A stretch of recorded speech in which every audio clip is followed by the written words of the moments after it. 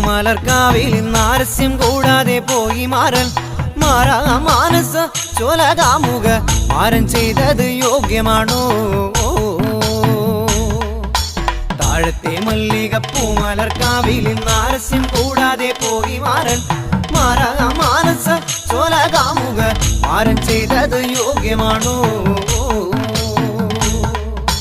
അത്തിയിൽ പാമ്പിരുന്നാടാറുണ്ടോ തിപ്പഴം വരിച്ചുണ്ണാറുണ്ടോ തീയിൽ പാമ്പിരുന്നാടാറുണ്ടോ